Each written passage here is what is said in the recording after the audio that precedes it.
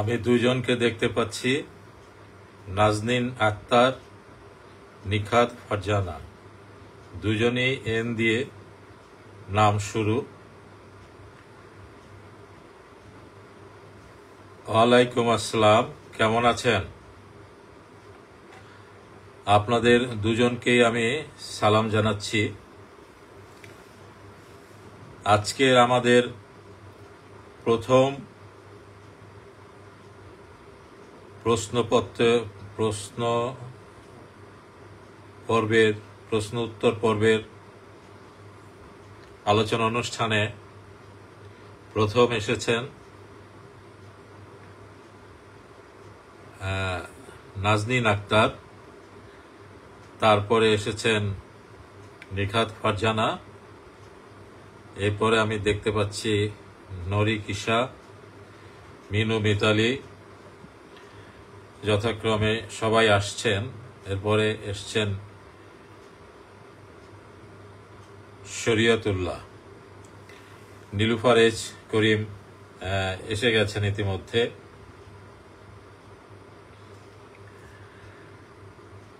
নাজনীন আক্তার, ওয়ালাইকুম আসসালাম, শুভ সময়। হেনা আফরোজ, ইশরাত এরা,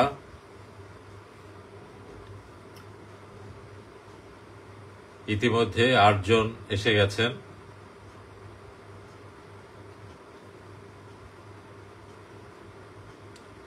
মমিনুল ইসলাম মমিন,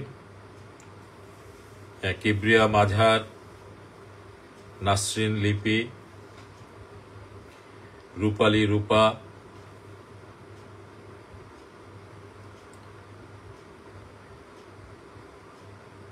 ইতিমধ্যে 10 জন এসে গেছেন।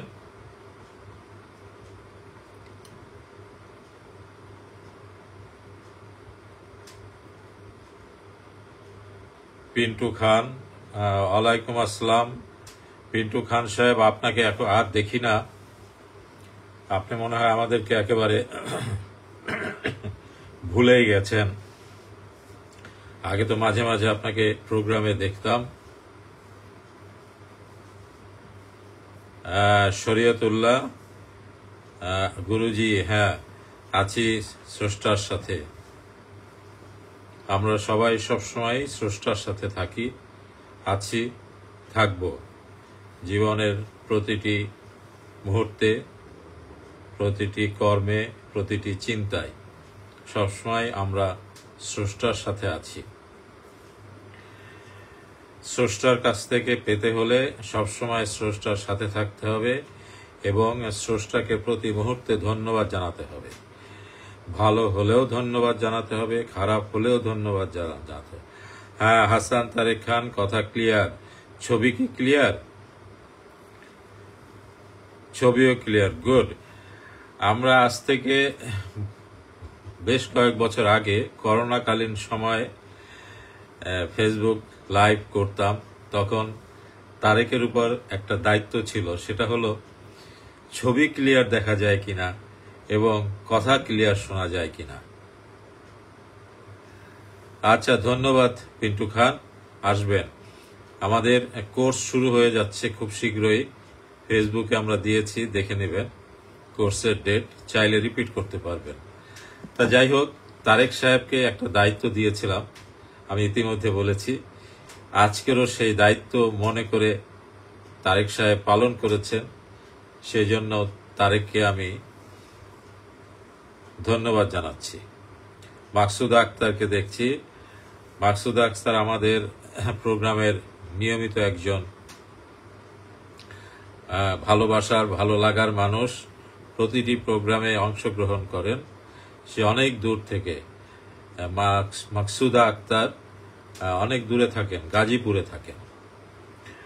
অনেক সময় কথায় বলে না যে মক্কার লোক হজ পায় না, তা আমাদের কেন্দ্রের আশেপাশে অনেকেই আছেন, তারা ব্যস্ত থাকেন, আসতে পারেন না। আসলে আসা যাওয়ার সাথে ভালো লাগা, ভালোবাসার একটা সম্পর্ক আছে। যে সম্পর্কের সাথে আবেগ জড়িত, ভালোবাসা জড়িত, সেখানে দূরত্ব কোনো ফ্যাক্টর নয়। আমাদের এখানে প্রতি মাসের প্রোগ্রামে নরসিংদী থেকেও আসেন, সিরাজগঞ্জ থেকে আসেন প্রোগ্রামে অংশগ্রহণ করতে। হ্যাঁ, এরশাদ এরা, আমি শেখ ইউসুফ লাইভে আছি, ভেরি গুড।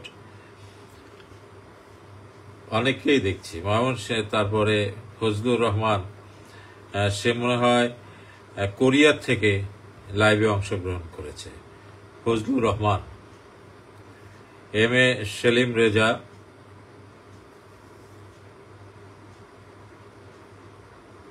আমরা ধীরে ধীরে আমাদের মূল অনুষ্ঠানে আমরা চলে যাব। দীর্ঘদিন পরে আমরা যেহেতু আবার শুরু করেছি,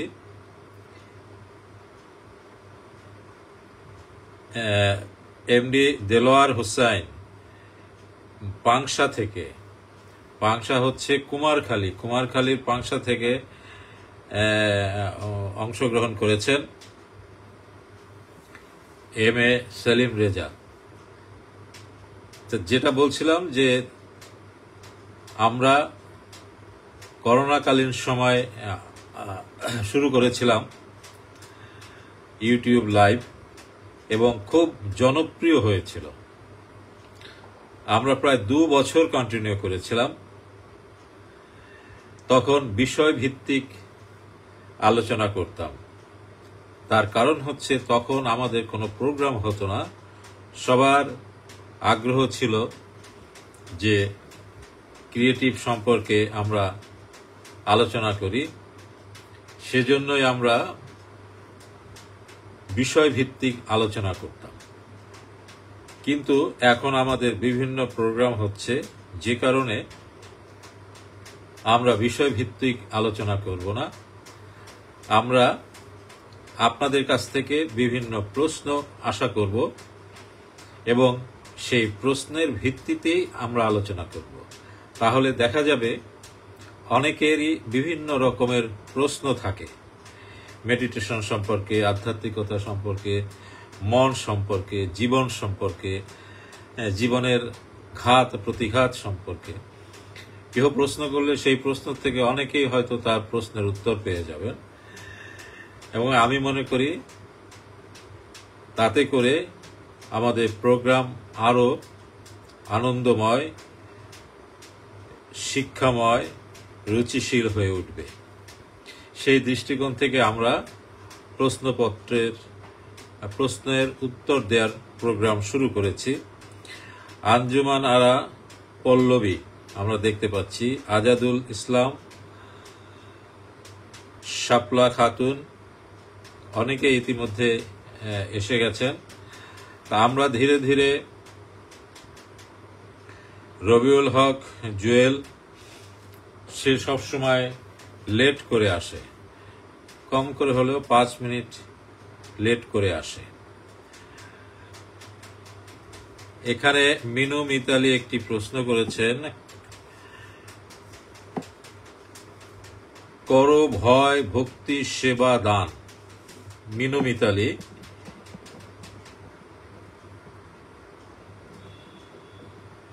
আমি প্রশ্নগুলো নিতে থাকি, তারপরে আমি এক এক করে উত্তর দিতে থাকব।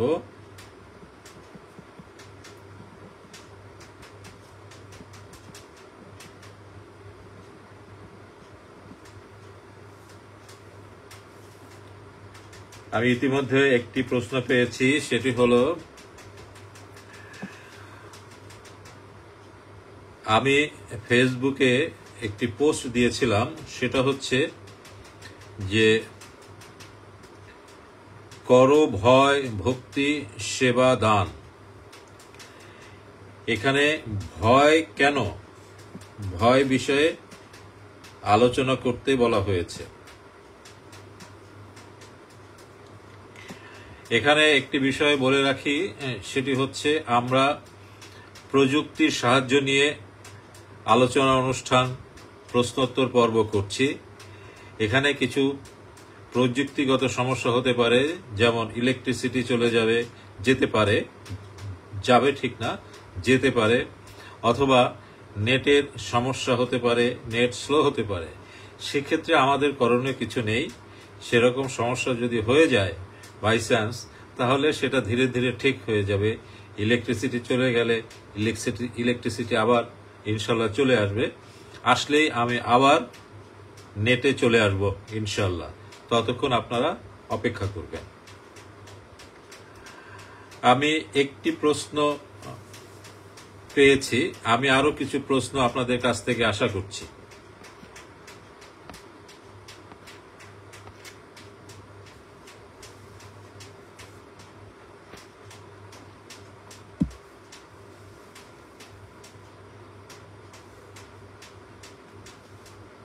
আমি একটি মাত্র প্রশ্ন পেয়েছি। আমি আরো কয়েকটি প্রশ্ন পেলে তারপরে ধীরে ধীরে সব প্রশ্নের আমি যথাযথ উত্তর দেওয়ার চেষ্টা করব ইনশাআল্লাহ।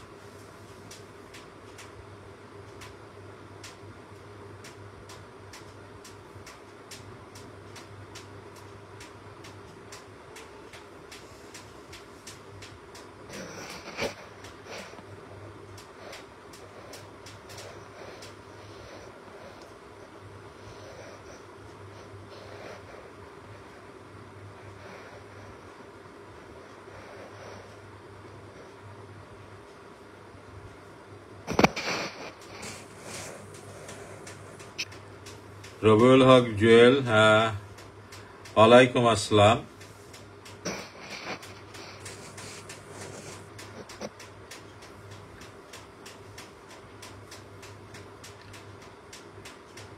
আমি আপনাদের কাছ থেকে প্রশ্ন আশা করছি। আমি আপনাদেরকে বলেছিলাম যে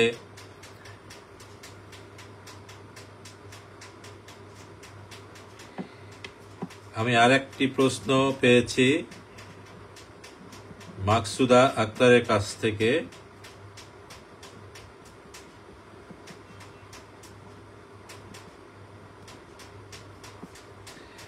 থার্ড টেম্পল নিয়ে কথা।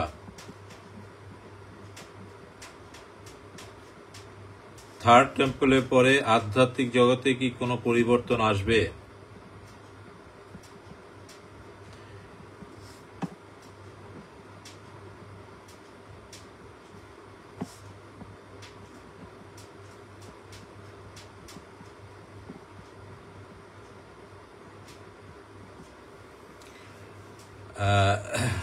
জান্নাতুল হুসনাকে দেখতে পাচ্ছি। আমি দুটো প্রশ্ন পেয়েছি ইতিমধ্যে। আমি আরেকটি প্রশ্ন আশা করছি, তাহলে আমি আলোচনা শুরু করব এবং যারা প্রশ্ন করতে চান প্রশ্ন করতে থাকবেন।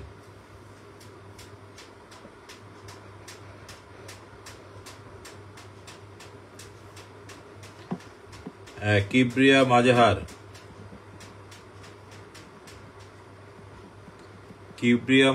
টেলিফোন প্রশ্ন করেছে, সূর্য উদয় এবং অস্ত যাওয়ার সময় মোরাকাবা করা যাবে কি?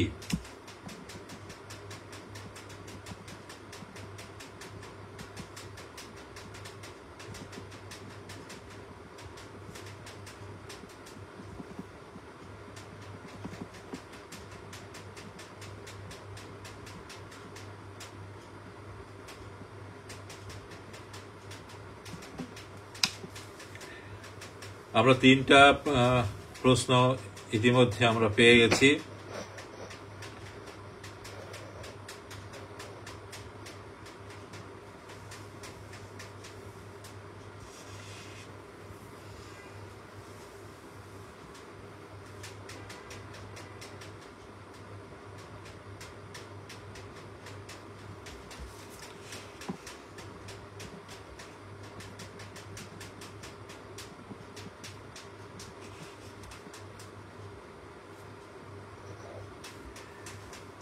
কানাডা থেকে শামীম আল আরেফিনকে দেখতে পাচ্ছি, আপনাকে ধন্যবাদ।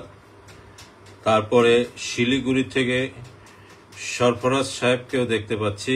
আপনাদের সবাইকে আমার পক্ষ থেকে আন্তরিক মোবারকবাদ।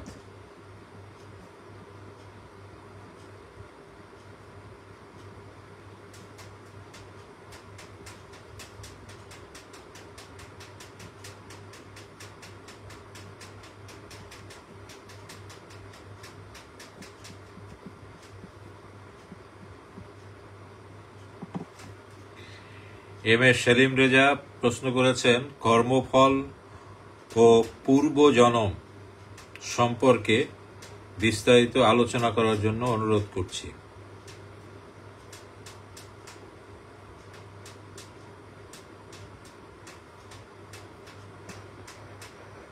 জি, আমি আলোচনা করব সবই।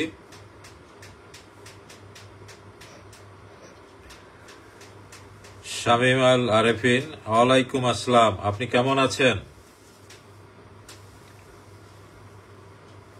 আপনার সাথে ইনশাল্লাহ আর কিছুদিনের পরেই তো দেখা হচ্ছে মনে হয়। আপনি তো টিকিট কেটে ফেলেছেন দেশে আসার জন্য।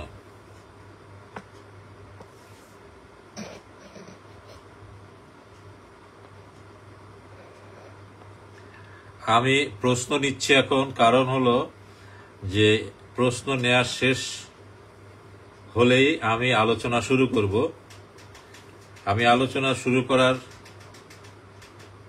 পরে আর কোনো প্রশ্ন নেব না। আমি 4টা প্রশ্ন পেয়েছি।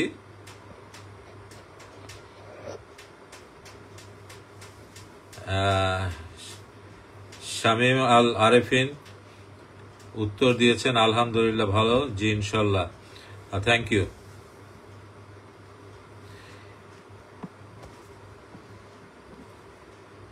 সরফরাজ সাহেব, সরফরাজের প্রশ্নগুলো খুব সুন্দর হয়, ছোট কিন্তু খুব কিউট প্রশ্ন করেন। আগেও খুব সুন্দর সুন্দর প্রশ্ন করতেন। বলেছেন অরা সম্পর্কে কিছু লিখতে।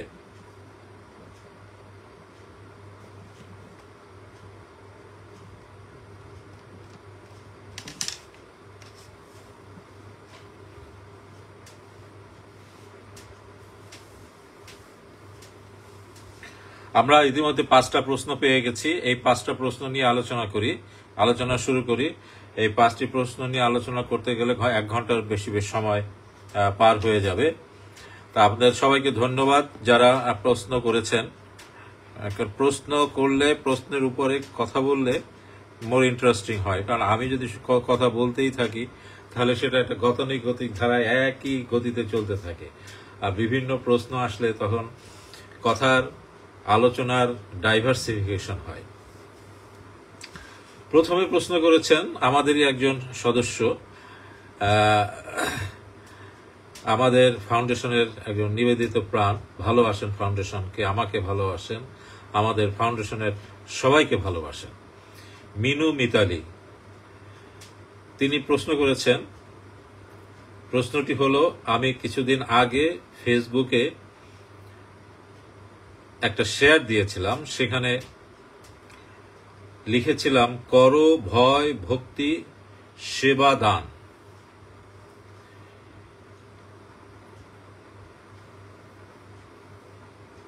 এই 4টি কাজ করলে আধ্যাত্মিক জগতের সাথে কানেক্টিভিটি তৈরি হয়, সংযোগ তৈরি হয়, সম্পর্ক তৈরি হয়। প্রশ্ন রেখেছেন ভয় কেন? আপনি এখানে দেখেন 4টি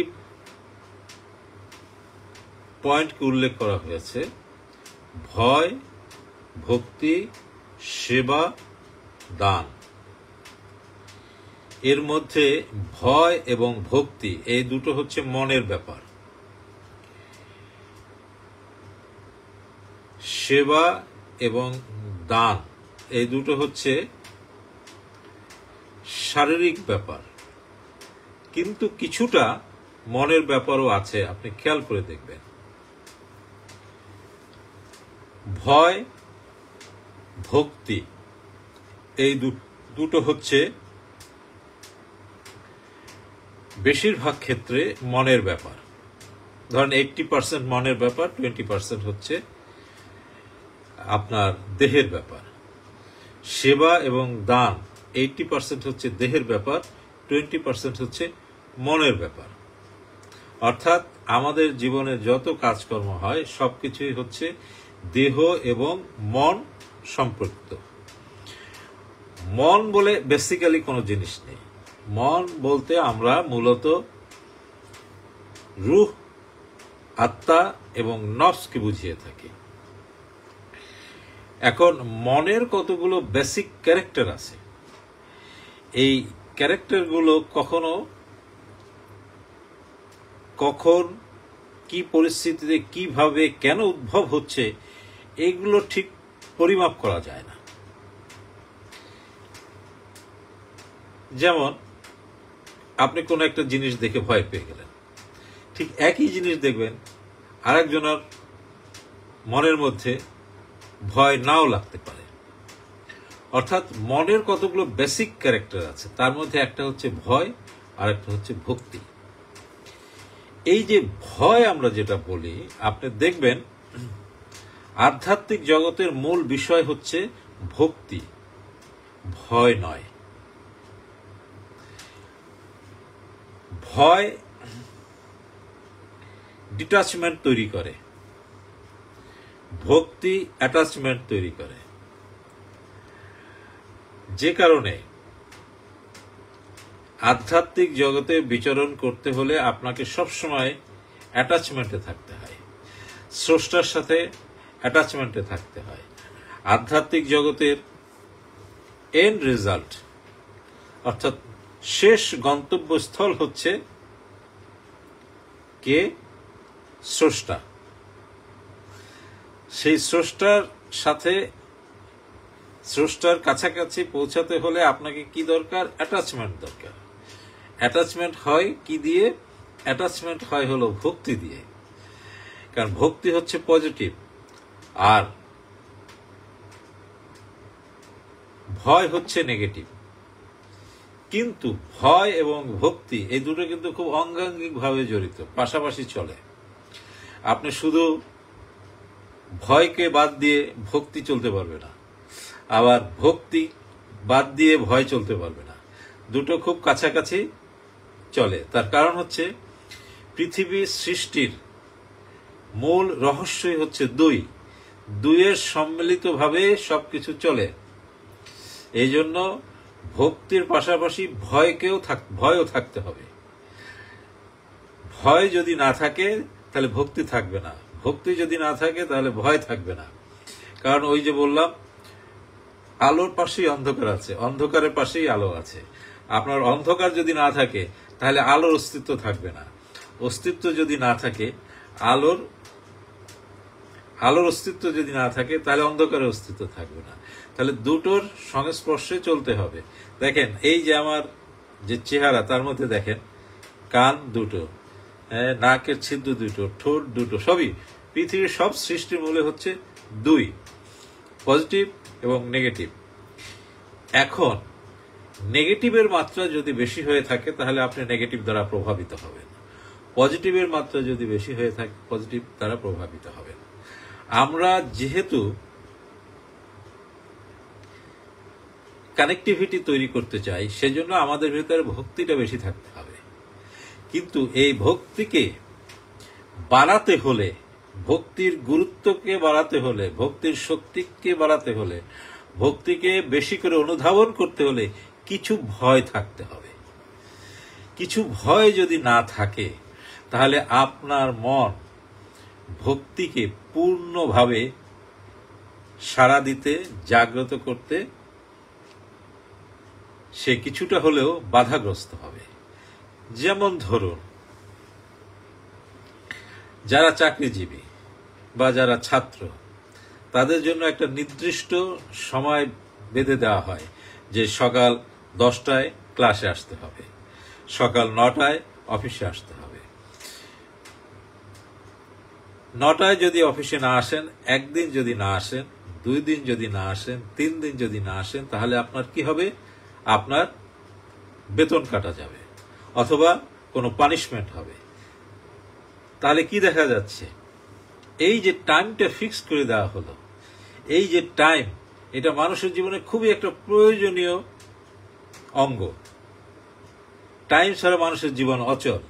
দেখেন, সেই টাইমকে বেঁধে দেওয়ার ফলে কি হলো? আপনার ভিতরে একটা ভয় তৈরি হলো। কি ভয়? আমি যদি টাইমলি যদি না যাই তাহলে আমার চাকরিতে সমস্যা সৃষ্টি হতে পারে। আমি যদি টাইমলি স্কুলে না যাই তাহলে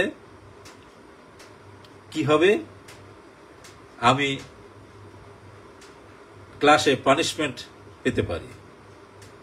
আপনি ধরেন আপনার মুর্শিদের কাছে যাবেন, আপনাকে সময় দেওয়া হলো 10টায়, আপনি 10টায় গেলেন না, দেরি হয়ে গেল, তখন আপনার ভিতরে কি তৈরি হবে? আপনার ভিতরে ভয় তৈরি হবে। কি, আমি যেন কোন কথাটা মিস করে ফেললাম।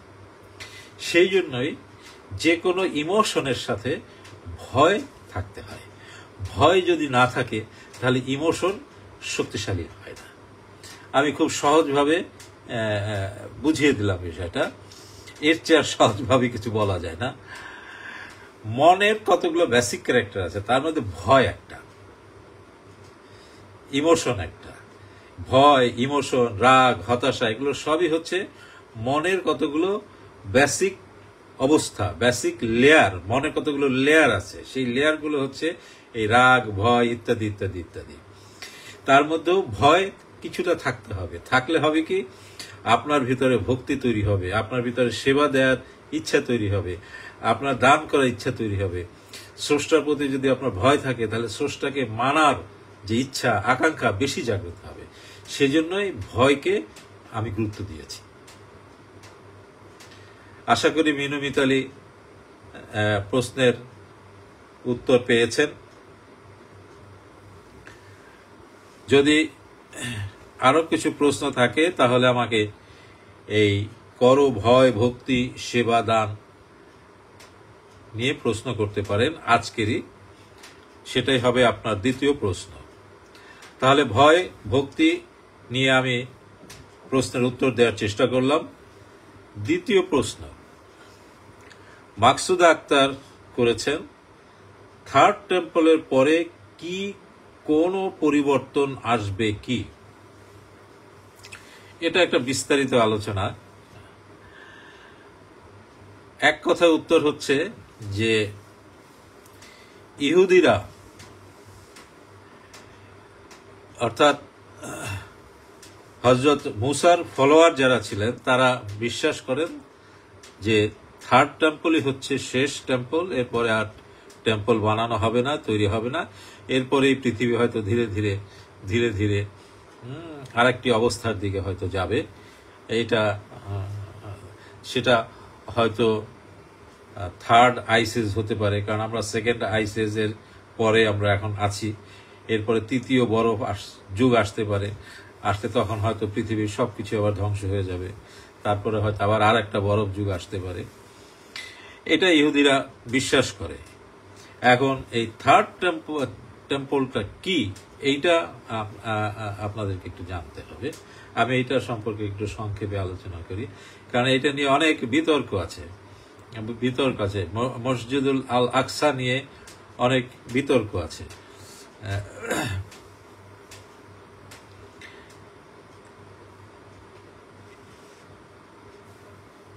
আমরা প্যালেস্টাইন সম্পর্কে সবাই জানি। প্যালেস্টাইন একটা লম্বা লেজের মতো একটা জায়গা।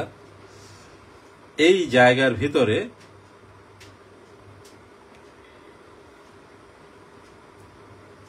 একটা জায়গা আছে যেটাকে বলে জেরুজালেম। জেরুজালেমটা হচ্ছে পূর্ব দিকে, ঠিক মাঝামাঝি পূর্ব দিকে। প্যালেস্টাইন যে লম্বা জায়গাটা আছে, তার লম্বা জায়গাটা ঠিক মাঝামাঝি পূর্ব দিকে একটা জায়গা আছে, জেরুজালেম নাম। এই জেরুজালেমের মধ্যে আবার খুব ইন্টারেস্টিং এটা, এই জেরুজালেমের মধ্যে আবার ছোট্ট একটা জায়গা আছে, সেইটাকে বলে ওল্ড সিটি, পুরনো শহর। খুব ছোট একটা জায়গা, এবং সেই জায়গাটা, টোটাল জায়গাটা দেয়াল দিয়ে ঘেরা ছিল, এখনো আছে। দেয়াল দিয়ে ঘেরা ছিল, এখনো সেটা আছে। এই ওল্ড সিটিটার সব ধর্মের জন্য পবিত্র। সব ধর্ম বলতে মুসলমান, ইহুদি, খ্রিস্টান, আর একটা জানি কি আছে, আর্মেনিয়ান ধর্ম নাকি, এরকম একটা মনে একটা ধর্ম আছে। এদের সবার সবার জন্য এই ওল্ড সিটি, যেটা ওল্ড জেরুজালেম, যেটা দেয়াল দিয়ে চারিদিকে ঘেরাও ছিল, এইটা সবার জন্য পবিত্র। পৃথিবীতে যত ঐশী ধর্ম এসছে, এই ঐশী ধর্মের সবার জন্য এই পবিত্র জায়গা হচ্ছে এটা।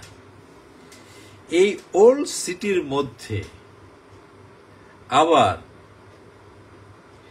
ঠিক উত্তর এবং পশ্চিম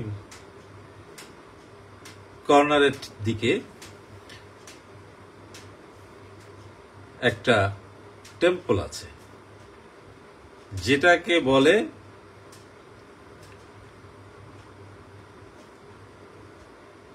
আপনার ডোম অফ রক। আমরা ওইটাকে মসজিদুল আকসা বলি। আসলে মসজিদুল আকসা হচ্ছে টোটাল জায়গাটা নিয়েই হচ্ছে মসজিদুল আকসা। এইটা নিয়ে অনেকে অনেক রকমের মতবিরোধ আছে।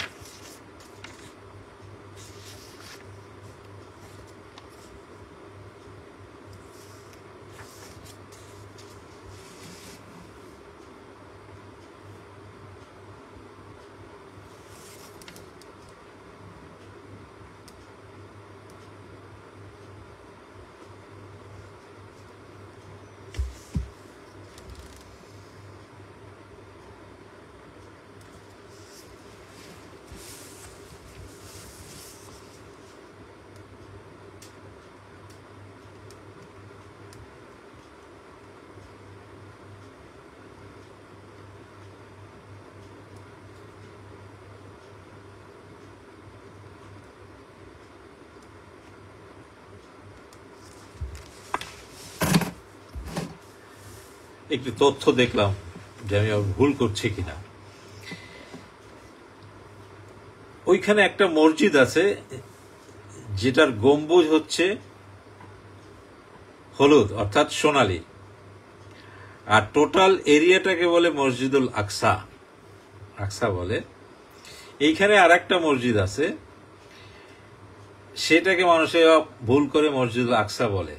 সেটা মসজিদুল আকসা নয়, সেটা হযরত ওমর তৈরি করেছিলেন। ওমর যখন এই এলাকা দখল করেন, জয় করেন, তখন তিনি এখানে একটা মসজিদ তৈরি করেছিলেন। পরে সেটা ধীরে ধীরে ধীরে ধীরে বড় হতে হতে এখন অনেক বড় হয়ে গেছে। সেটার নাম হচ্ছে কিবলি মসজিদ। সেটাকে অনেকে মসজিদ আকসা বলে, আসলে সেটা না। ডোম অফ রক যেটা, ওইটাই মূলত মসজিদুল আকসা বা মসজিদুল আকসার কম্পাউন্ড। ওইটা কোরআন শরীফেও মসজিদুল আকসার কথা বলা আছে, উল্লেখ আছে, কিন্তু এই যে কিবলি মসজিদের কথা উল্লেখ নাই। তার কারণ কিবলি মসজিদ নির্মাণ হয়েছে এটা হযরত ওমরের সময়, আর এই যে ডোম অফ রক যেটা, এটা তৈরি হয়েছে কোরআন নাজিলেরও অনেক আগে। যাই হোক, এই ডোম অফ রকটা খুব ইন্টারেস্টিং। এখানে এটার ভিতরে একটা বড় পাথর আছে। এই পাথরের এখান থেকেই নবীজি মেরাজে গিয়েছিলেন, এইখানেই নামাজ পড়েছিলেন। সপ্ত আসমান থেকে সব ফেরেশতারা নেমে এসেছিলেন। ধারণা করা হয় এবং সবাই এটা বিশ্বাস করে যে ওই পাথরের উপর দিয়ে সপ্ত আসমানের সাথে, আরশে আজিমের সাথে একটা চ্যানেল আছে, একটা কানেকশন আছে। ওই চ্যানেল দিয়েই নবীজি আপনার মেরাজে গিয়েছিলেন এবং ওই চ্যানেল দিয়েই ফেরেশতারা নিচে নেমে আসে। যাই, এতটুকু আলোচনা করাই যথেষ্ট। এর চেয়ে বেশি আলোচনা না করাই ভালো। কারো যদি ইন্টারেস্ট থাকে, আমার কাছে বই আছে, কার লেখা বই নিয়ে নাম নিয়ে আপনি পড়ে দেখতে পারেন। খুবই ইন্টারেস্টিং ঘটনা। তৃতীয় প্রশ্নের উত্তর হচ্ছে, কিবরিয়া সাহেব করেছেন, সূর্য উদয় এবং অস্ত যাওয়ার সময় মোরাকাবা করা যাবে কিনা।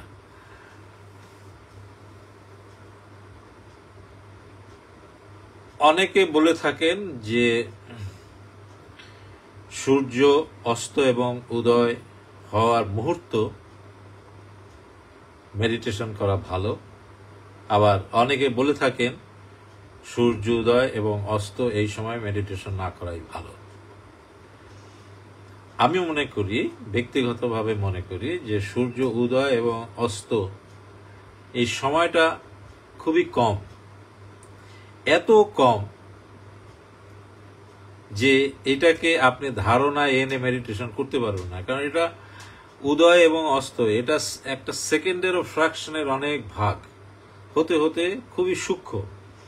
সেজন্য ঠিক সূর্য উদয় বা অস্ত চিন্তা না করে এইভাবে আপনি চিন্তা করেন যে সূর্য ওঠার আগে বা সূর্য ওঠার পরে। সূর্য ওঠার আগে বা সূর্য ওঠার পরে সময়টা মেডিটেশন বা প্রার্থনার জন্য খুবই উপযুক্ত সময়। আমি মনে হয় বিষয়টা ক্লিয়ার করেছি।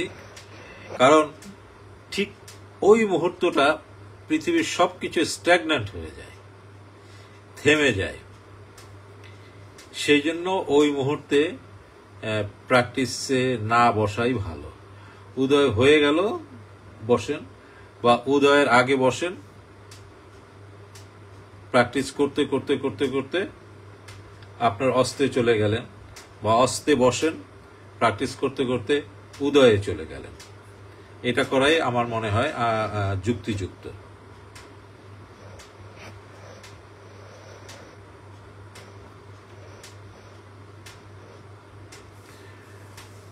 এখানে আরেকটি প্রশ্ন এসছে,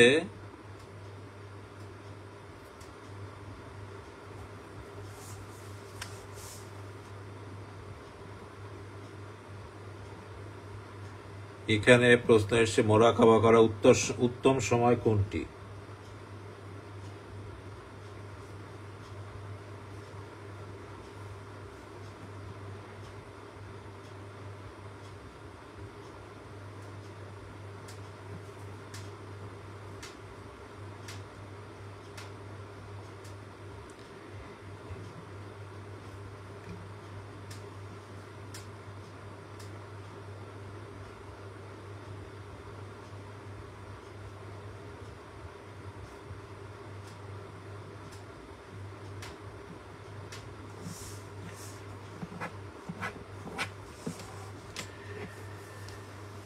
এম এ ইসলাম সাহেব খুব সম্ভবত কুমারখালী পাংশা থেকে টেলিফোন করেছেন। তিনি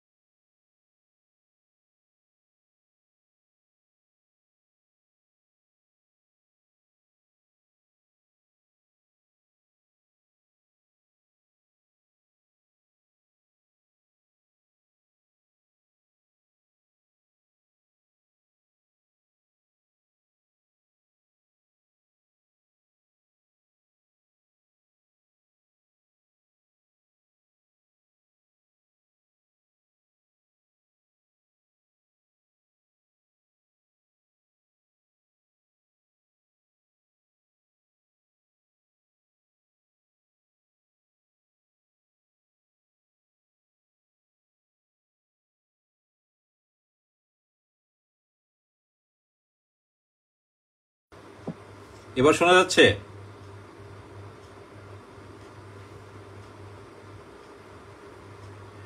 আচ্ছা, এখন মনে হয় কথা শোনা যাচ্ছে, ক্লিয়ার কথা শোনা যাচ্ছে। আচ্ছা,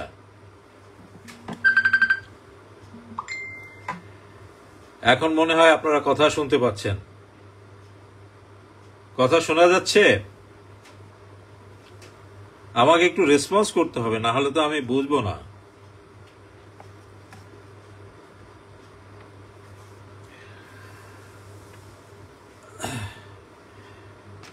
এম এ ইসলাম সাহেব আমাকে প্রশ্ন করেছিলেন যে কর্মফল এবং পূর্ব জন্ম সম্পর্কে বিস্তারিত আলোচনা করতে।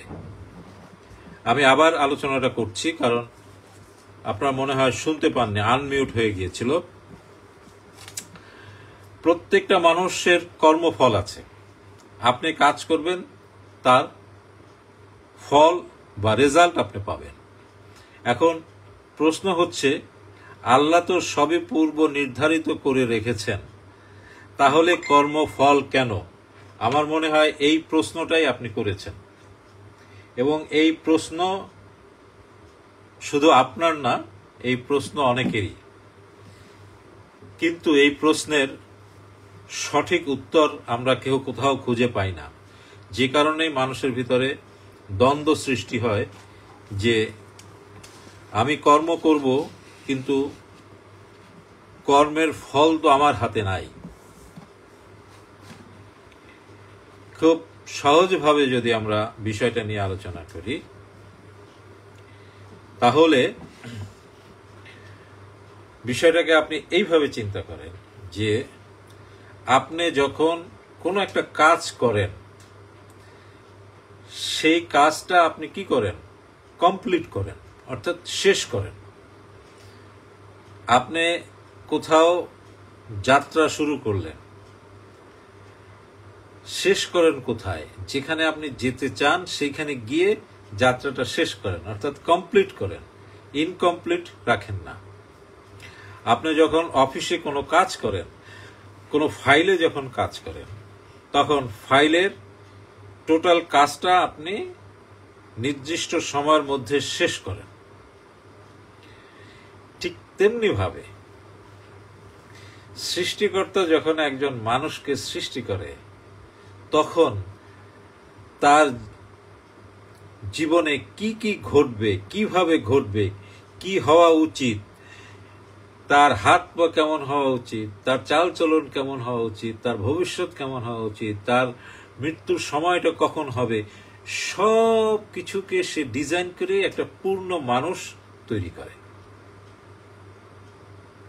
খেয়াল করেন, সৃষ্টিকর্তা যখন একটা মানুষকে সৃষ্টি করে, তখন তার পূর্ণতা দিয়েই সৃষ্টি করেন। ধরেন তার একটা আঙ্গুল বাঁকা করে দিল, এরকম ধরেন সব আঙ্গুল হচ্ছে এরকম একটা বাঁকা করে দিল, এটা কিন্তু সৃষ্টিকর্তা সচেতন ভাবেই তৈরি করেন, এটা সচেতন ভাবেই করেন। উনি এইভাবেই একটা মানুষকে তৈরি করেন। কেন তৈরি করলেন আঙ্গুলটাকে বাঁকা করে, এইটা বোঝার ক্ষমতা আমাদের কারো নাই, এটা পৃথিবীর কারোর বোঝার ক্ষমতা নাই। এটা তার স্রষ্টার সম্পূর্ণ এখতিয়ার। তিনি একটা মানুষকে কমপ্লিট করেই তৈরি করেছেন। হয়তো একটা আঙ্গুলকে এরকম বাঁকা করে তৈরি করেছেন, কারণ আল্লাহ চিন্তা করেছেন এই লোক তার জীবনে সব কর্ম করবে এই 4 আঙ্গুল দিয়ে। আর যদি তার জ্ঞান বুদ্ধি থাকে, তাহলে সে চেষ্টা করে এটাকে সোজা করার চেষ্টা করবে, চিকিৎসা বিজ্ঞানের কাছে যাবে। যাক, সেটা পরে আসছে এই প্রসঙ্গে। তাহলে একটা মানুষকে কমপ্লিট করে তাকে তৈরি করে এই পৃথিবীতে পাঠানো হয়। যখন পৃথিবীতে পাঠানো হয়, তার আয়ু কতটা হবে, তার অর্থনৈতিক অবস্থা কেমন হবে, সে কি বিরাট ধনী হবে, না গরিব থাকবে, না মাঝামাঝি অবস্থায় থাকবে, এগুলো সব কিছু ডিজাইন করে একটা মানুষকে পৃথিবীতে পাঠিয়ে দেওয়া হয়। তার সাথে কি দেওয়া হয়? আরেকটা জিনিস দেওয়া হয়, সেটা হচ্ছে এটা চিন্তা করার ক্ষমতা, চিন্তার স্বাধীনতা দিয়ে তাকে পৃথিবীতে পাঠিয়ে দেওয়া হয় যে তোমাকে আমি ডিজাইন করে পৃথিবীতে পাঠিয়ে দিলাম, এবার তুমি তোমার কর্ম দিয়ে, তুমি তোমার চেষ্টা দিয়ে তুমি নিজেকে ভালো করার চেষ্টা করো। ধরুন, কথার কথা, সৃষ্টিকর্তা কোনো একজন ব্যক্তির বয়স নির্ধারণ করে দিল 30 বছর, অর্থাৎ 30 বছর পরে সে মারা যাবে। কিন্তু এখন 30 বছর পরে যে মারা যাবেন, স্রষ্টা তাকে এমনি এমনি 30 বছরে তো নিয়ে যাবেন না, নিশ্চয়ই তাকে অসুখ বিসুখ দিবেন বা কোনো একটা দুর্ঘটনা দিবেন, কোনো একটা কারণ দিয়ে তাকে দুনিয়া থেকে নিয়ে যাবেন, কারণ সৃষ্টিকর্তা তো সবসময় নির্দোষ থাকতে চান। ওই ব্যক্তি যদি তার জ্ঞান দিয়ে, বুদ্ধি দিয়ে, সে যদি তার ওই যে 30 বছরে যে তার মৃত্যু হবে এইটাকে সে এক্সটেন্ড করতে পারে। বলে কিভাবে সে এক্সটেন্ড করবে? সে কি জানলো? না, সে তো জানে না 30 বছরে মৃত্যু হবে, সেইটা সে জানে না। সে কি জানে?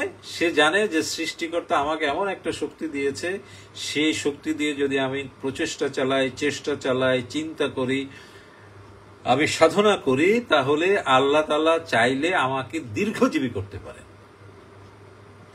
এইটা আমি চেষ্টা করতে পারি। আমাকে, আমার বয়স 30 বছর, 30 বছর থেকে আমাকে 50 বছর করে দেন, এইটা আমি করতে পারবো না, কারণ আমি তো জানি না যে আমি 30 বছর বাঁচবো। আমি কি করতে পারি? আমি দীর্ঘজীবী হওয়ার জন্য আমি প্রচেষ্টা চালাতে পারি, চেষ্টা চালাতে পারি। তখন কি করেন? তখন সৃষ্টিকর্তা ওই যে আপনার জন্য যে ডিজাইন করেছিলেন যেটা, সেইটাকে সৃষ্টিকর্তা কি করেন? আপনার ইচ্ছার পূর্ণতা দেন। এইটাকেই বলে কর্মফল। পরিষ্কার? আমি ক্লিয়ার করতে পেরেছি? দ্বিতীয় প্রশ্ন ছিল পূর্বজন্ম সম্পর্কে বিস্তারিত আলোকপাত করুন। পূর্বজন্ম না, আপনার লেখাটা ভুল হয়েছে, পুনর্জন্ম। আপনি পুনর্জন্ম বলেছেন। দেখেন, মৃত্যুর পরে কি হবে এটা কেউ বলতে পারে না, কেউ বলতে পারে না। কারণ কোরআন শরীফে বলা আছে যে মৃত্যু নিয়ে বেশি চিন্তা করবে না। স্পষ্ট করে বলা আছে, বেশি চিন্তা করবে না। মৃত্যুর পরে কি হবে বেশি চিন্তা করবে না। তুমি চিন্তা করো যে মৃত্যুর পরে আমি যেন ভালো থাকতে পারি, আনন্দে থাকতে পারি, বেহেশতে যেতে পারি, ভালো খাবার দাবার সেখানে যেন খাইতে পারি, সেই জন্য স্রষ্টার কাছে চাইবা, সবসময় চেতে থাকবা, এইটা বলা আছে। সেই জন্যই পুনর্জন্ম নিয়ে আলোচনা করাটা ঠিক না, এটা কোরআন শরীফে নিষেধ আছে। যারাই পুনর্জন্ম নিয়ে আলোচনা করে এগুলো সব বোগাস, এগুলোর কোনো ভিত্তি নাই, এগুলো সব তার নিজের মন গড়া কথা। কারণ কোরআন শরীফে নিষেধ করা আছে মানে মৃত্যুর পরে কি হবে তার কিছু কিছু বিষয় বলা আছে, তারপরে বলা আছে যে এর চেয়ে বেশি চিন্তা করা উচিত না। তো বেশি চিন্তা করা উচিত না যে জিনিস, সেই জিনিস নিয়ে আপনি চিন্তা করতে যাবেন কেন? ইসলাম ধর্মে বেসিক জিনিস হচ্ছে 3টা। এক, আল্লাহ বিশ্বাস করবেন।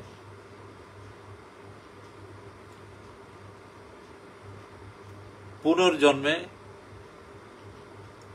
মানে পরকাল বিশ্বাস করবেন, সোজা কথা।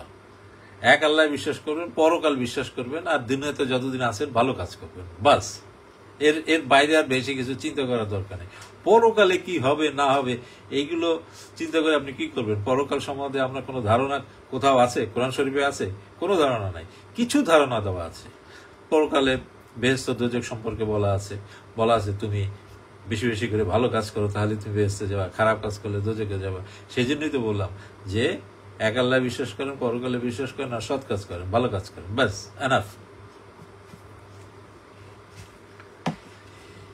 এরপরে প্রশ্ন এসছে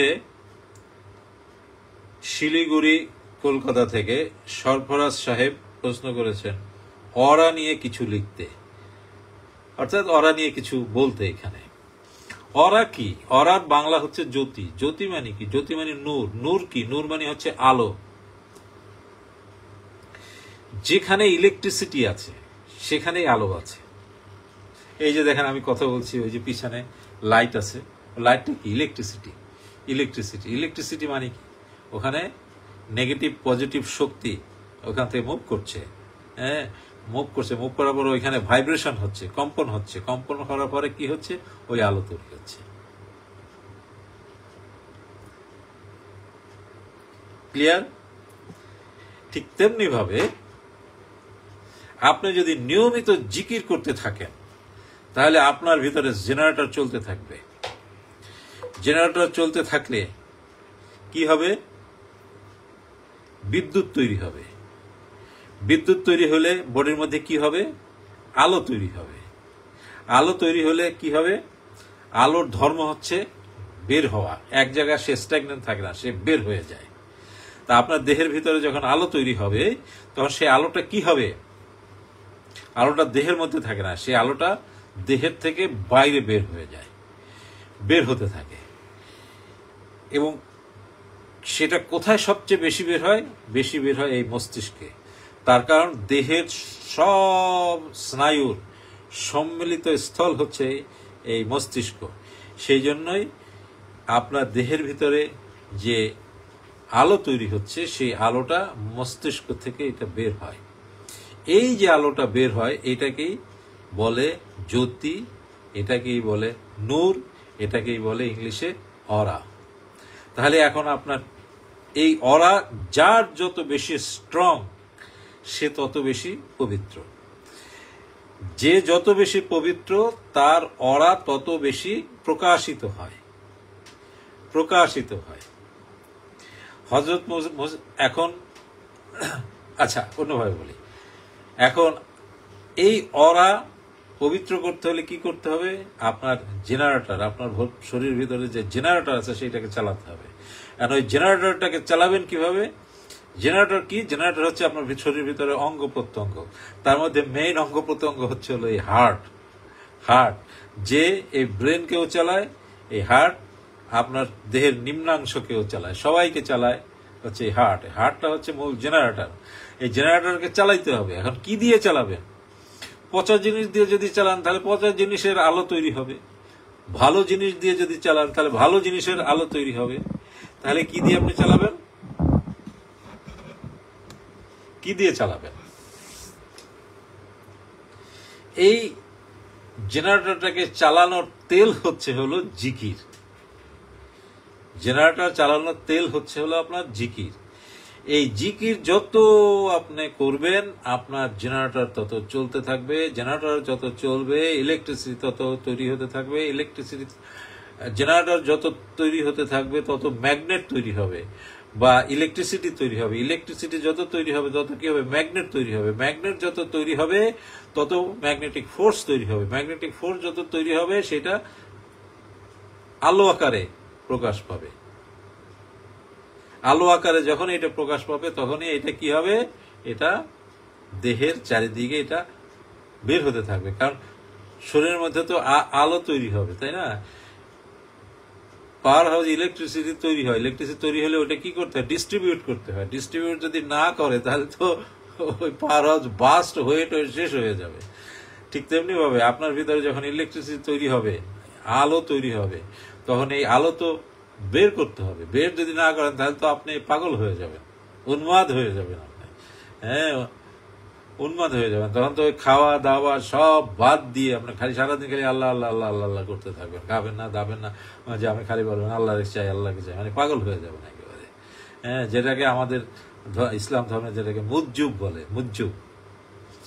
তো যাই হোক, এই অরা মুসা আলাইহিস ইসলামের সবচেয়ে বেশি ছিল। তার মুসা মানে প্র্যাকটিস করতে করতে এমন একটা অবস্থা হয়ে গেছিলেন যে উনি মুসা আলাইহিস সালাম রাস্তা দিয়ে হাঁটতে পারতেন না। যখন রাস্তা দিয়ে হাঁটতেন পিছন দিয়ে লোকজন খালি তার পিছনে ছুটতে থাকতো। সেই জন্য এক পর্যায়ে উনি পাহাড়েই চলে গিয়েছিলেন এই জগৎ ছেড়ে। আর রাস্তাঘাটে যখন হাঁটতেন মাথা ঢেকে হাঁটতেন। তাহলে ওরা কি? আমি একেবারে সাধারণ কথা দিয়ে, কোরআনের কোনো আয়াত না, হাদিস না, কোনো কিছু দিলাম না, কোরআন হাদিস না, আমি কমন সেন্স এবং সায়েন্স দিয়ে আপনার বিষয়টাকে বুঝিয়ে দিলাম।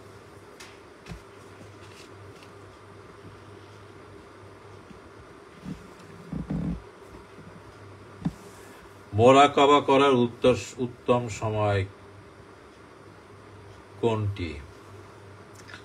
মোরাকাবা করার উত্তম সময় হচ্ছে নদীতে ঝাঁপ দিয়ে সাঁতার কাটেন আর মোরাকাবা করেন।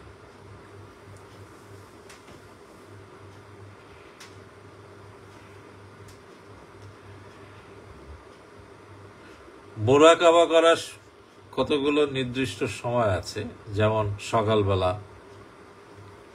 দুপুরবেলা, বিকেলবেলা, গভীর রাত, বৃষ্টির সময়, তারপরে মনের মধ্যে যখন ভয় তৈরি হয়, যখন ডিপ্রেশনে থাকে, টেনশনে থাকলে তখন ইয়ে করা যায় না, মেডিটেশন করা যায় না। কিন্তু ডিপ্রেশনে থাকলে মেডিটেশন করা যায়। ডিপ্রেশনে বা যখন খুব এক্সাইটমেন্ট কাজ করে মনের ভিতরে, খুব এক্সাইটমেন্ট কাজ করে সেই সময়, তারপরে যখন খুব অবাক হয়ে যায় তখন, এর কারণ হচ্ছে ধ্যান, মোরাকাবা, মেডিটেশন সব কিছুর সাথে কানেক্টেড হলো আপনার অবচেতন মন। অবচেতন মন যখন ওপেন হয় তখন মেডিটেশন করা সবচেয়ে ভালো। এখন অবচেতন মন ওপেন হওয়ার জন্য যে সমস্ত ক্রাইটেরিয়া দরকার সেগুলোই আপনাকে বললাম। যেমন পানি খান, পানি খেলে কি হয়? মন শান্ত হয়। মন শান্ত হলে অবচেতন মন অ্যাক্টিভেট হয়ে যায়। অবচেতন মন অ্যাক্টিভেট হলে তখন মেডিটেশন করলে সেই মেডিটেশন কাজে আসে। মেডিটেশন বলেন, ধ্যান বলেন, মোরাকাবা বলেন, সবই একই জিনিস। সব জিনিসের উৎপত্তি এক জায়গা থেকেই। সব জিনিসের উৎপত্তি এক জায়গা থেকেই। হ্যাঁ, পানির উৎপত্তি ওই পাহাড় থেকে। ওটা যখন নদীতে যায় নদীর পানি, খালে গেলে খালের পানি, পুকুরে গেলে পুকুরের পানি, ডোবায় গেলে ডোবার পানি, সমুদ্রে গেলে সমুদ্রের পানি। কিন্তু সব পানিরই একই উৎসস্থল। কোথায়? ওই পাহাড়ে। ঠিক তেমনি ওই ধ্যান বলেন, মোরাকাবা বলেন, যাই বলেন না কেন, ওই সব কিছুর উৎপত্তি স্থল হচ্ছে আপনার ওই অবচেতন। ওই আমাদের দেশের কিছু পীর সাহেবরা আছে, দেখবেন তারা বলে মেডিটেশন করা কুফরি, মেডিটেশন করলে ওইটা একটু মন টন ঠিক হয়, আবার ঠিক আছে। এগুলো আসলে জানে না, বোঝে না, সেই জন্য এগুলো বলে। এগুলো হলো সব বোগাস কথা। এগুলো আজকাল দেখবেন অনেক মডার্ন হুজুর হয়েছে, তারা দেখবেন এই যে আমি যে সমস্ত কথা বলি এগুলো বলে আজকাল। হ্যাঁ হ্যাঁ, বলে আজকাল যারা একটু পড়াশোনা করে তারা এটা বলে। সব কিছু আধ্যাত্মিকতা, মেডিটেশন, ধ্যান সব কিছুর মূলই হলো আপনার মন এবং মনের অবচেতন স্তর। অবচেতন স্তর ঠিক করেন, সব ঠিক হয়ে যাবে। অবচেতন স্তর এদিক সেদিক হয়ে যাবে, কোনো কিছু ঠিক হবে না। হ্যাঁ, এখন পার্থক্যটা হলো যে আপনি বাজারে গেছেন, কি কিনবেন? ইলিশ মাছ কিনবেন, না পুঁটি মাছ কিনবেন, না চিংড়ি মাছ কিনবেন, না চাল কিনবেন, না কি কিনবেন? সেটা হলো মূল বিষয়। সব কিছু কিনতে হলে কি দরকার? টাকা দরকার। ঠিক তেমনি ভাবে ওই মেডিটেশন বলেন, ধ্যান বলেন, মোরাকাবা, সব কিছুর জন্যই ওই মোরাকাবা দরকার। অবচেতন মন দরকার। অবচেতন মন দিয়ে করতে হবে। এখন আপনি কি করবেন? আল্লাহরে চাইবেন, নাকি টাকা পয়সা চাইবেন, না বাড়ি গাড়ি চাইবেন, না মনের শান্তি চাইবেন? সেটা আপনার ব্যাপার। কিন্তু মূল বিষয়টাই হচ্ছে অবচেতন মন। সেই জন্যই অবচেতন মনকে আপনার সবসময় জাগ্রত করতে হবে। দোয়া কেন কবুল হয় না, এইটা নিয়ে অনেক আলোচনা করেছি গত প্রোগ্রামে। খুব সম্ভবত দোয়া কেন কবুল হয় না, দোয়া কবুল হয় না, এটার জন্য অনেক কারণ আছে। তার মধ্যে একটা কারণ হলো ইন্টেনশন, নিয়ত। আপনি নিয়তের উপরে অবিচল থাকতে পারেন না, এইটাই হচ্ছে মূল কারণ। এই মূল কারণ থেকে অনেক শাখা প্রশাখা বের হয়। কিন্তু মূল কারণ হচ্ছে ইন্টেনশন। আপনি নিয়ত করলেন, সেই নিয়তের উপরে থাকতে পারেন না। নিয়ত করলেন আল্লাহ তুমি আমার এই দোয়াটা কবুল করো, কিন্তু দোয়া যখন কবুল হয়ে যায় তখন আর আল্লাহর কথা মনে থাকে না। তখন মনে হয় ও আমার বস আমার জন্য আমার প্রমোশনটা দিয়ে দিল। এই যে সারাদিন দোয়া করলেন আল্লাহর কাছে, প্রমোশনটা হইলো, তখন বললেন যে বস খুব সুন্দর। এই যে আপনার নিয়তে গন্ডগোল থাকে। আপনাকে সর্বাবস্থায় ওই এক নিয়তের উপর থাকতে হবে যে তুমি দিবা, আমার কাজ আমি করলাম, তোমার কাজ তুমি করো। তুমি যদি মনে করো আমার দোয়া সঠিক আছে, তাহলে আমার ইচ্ছা পূরণ করবো। আর যদি তুমি মনে করো আমার দোয়া ভুল আছে, তাহলে তোমার ইচ্ছা পূরণ করার দরকার নাই। এই কনফিডেন্ট নিয়ে যদি আপনি দোয়া করতে পারেন, তাহলে দোয়া কবুল হবেই হবে। কারণ আপনি যেটা চাচ্ছেন সেটা ভালো না খারাপ সেটা আপনি জানেন না, কিন্তু সৃষ্টিকর্তা জানেন।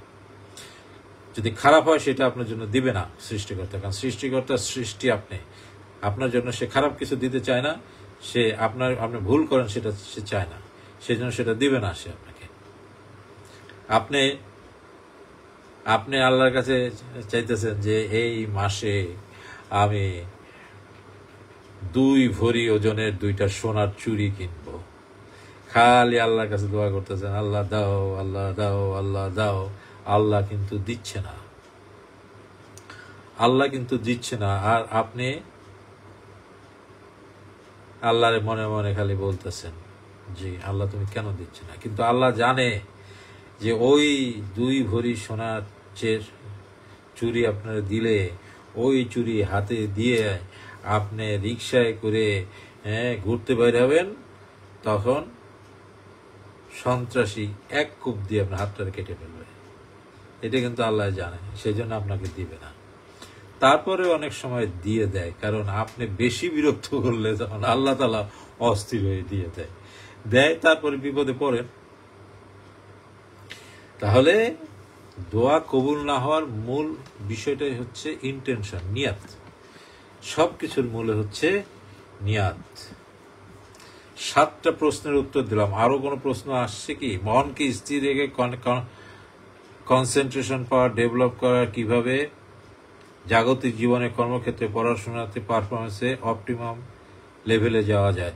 হাসান তারেকের এই এক প্রশ্ন আজকের না, সেই যেদিন থেকে ইউটিউব শুরু করছি সেদিন থেকে তার এই একই প্রশ্ন।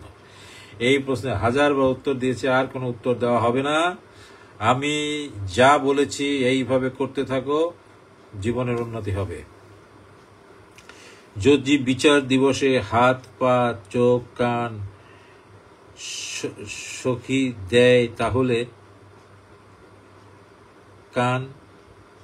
দেয়, তাহলে আমি যদি আমার হাত, পা, চোখ,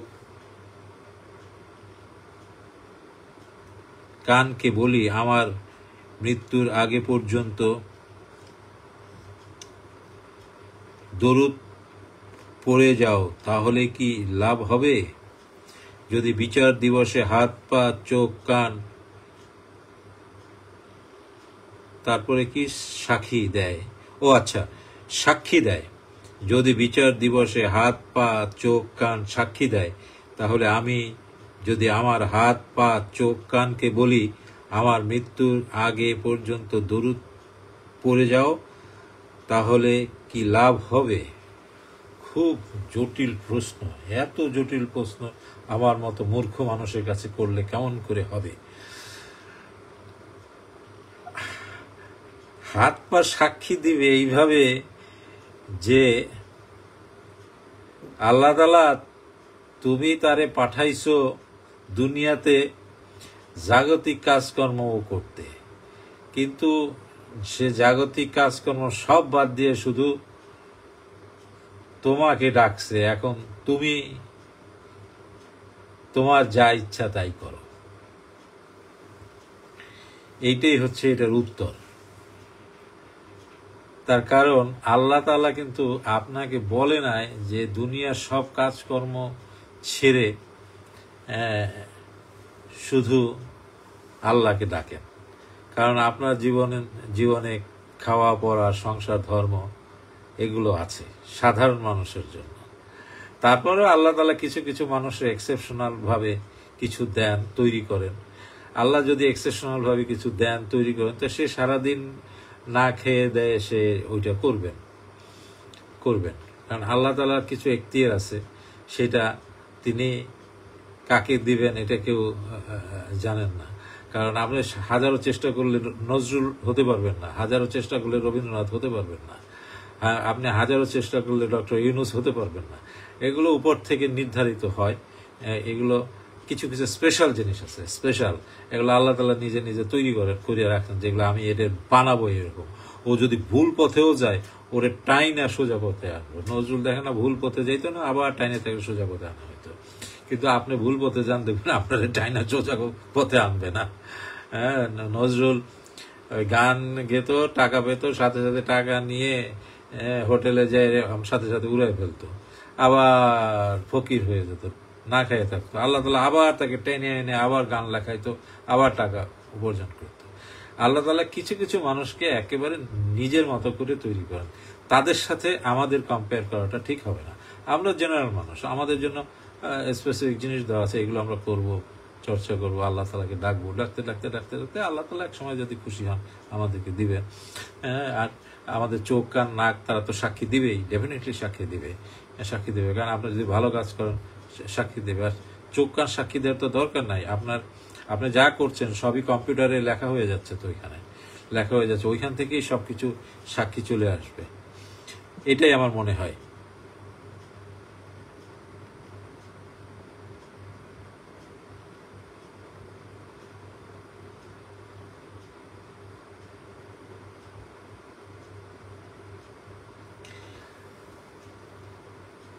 রবিউল হক জুয়েল নামাজে আধ্যাত্মিকতার ব্যবহার নিয়ে আলোচনা করবেন। নামাজে আধ্যাত্মিকতার ব্যবহার নিয়ে আলোচনা করবেন। আর নামাজ তো ইটসেলফ আধ্যাত্মিকতা, নামাজ ইটসেলফ স্পিরিচুয়াল একটা ব্যাপার। আপনার ইয়োগা করেন না, ইয়োগা যেরকম নামাজ ওই একই রকমেরই। নামাজ হচ্ছে, নামাজের মধ্যে দেখবেন শারীরিক কসরত আছে, এগুলো করলে শরীর সুস্থ হয়। আর তার সাথে যদি কনসেন্ট্রেশন ঠিক মতো থাকে, তাহলে শরীর সুস্থতার সাথে কনসেন্ট্রেশন মিলে আপনার আধ্যাত্মিকতার রূপটা প্রকাশ পায়। নামাজ হলো আধ্যাত্মিকতার চরম অবস্থা। আমরা এখন আধুনিক যুগে বাস করি, কলিকালে বাস করি, আমাদের প্রতিটা অণু পরমাণু এখন সারাদিন অস্থির থাকে বলেই আমরা নামাজে একাগ্র হতে পারি না। কারণ নামাজের মূল বিষয় হচ্ছে একাগ্র হওয়া, আমরা সেই একাগ্রতা হতে পারি না, সেই জন্য নামাজ থেকে আমরা লাভবান হতে পারি না। কারণ যখনই নামাজে বসি তখনই মনকে শান্ত করতে হয়, যেই শান্ত করতে যাই তখনই শয়তান এসে বলে তুই শান্ত হইস না, তুই নামাজে মনোযোগ দিস না। সেই জন্যই আমরা নামাজ পড়তে পারি না। সে কারণে আমাদের অতিরিক্ত কিছু করতে হয়, যেগুলোই আমরা এখন করি। এগুলো করে কি হয়, আমাদের অবচেতন আমাদের মনকে শান্ত করি। যত বেশি শান্ত করব, নামাজ পড়ে আল্লাহর কাছে প্রার্থনা করলে তত বেশি ফল লাভ করতে থাকবো। শামস আল আরেফিন, সরি টাইপ করতে গিয়ে একটু লেট হয়ে গেল। কোনো সমস্যা নাই, আমরা এখানে সবাই আলোচনা করছি। শামিমা শারমিন, আসসালামু আলাইকুম। আমার ছেলে এসএসসি পরীক্ষা দিচ্ছে, আপনার সবাই আপনার দোয়া চাই। হ্যাঁ, আপনার ছেলের পরীক্ষার জন্য আমরা দোয়া করছি। শুধু আমরা নয়, আমাদের এই প্রোগ্রামে যারা উপস্থিত হয়েছেন সবাই আপনার সন্তানের জন্য দোয়া করছি। এই যে আমরা মুখ দিয়ে বললাম, এটাই হলো আমাদের ইন্টেনশন, এটাই ইনশাআল্লাহ আল্লাহর দরবারে পৌঁছে যাবে। এবং প্রতি রোববার আমাদের দোয়ার প্রোগ্রাম হয়, সেখানে নাম দিবেন, ইনশাআল্লাহ আল্লাহর রহমতে ভালো রেজাল্ট করবে।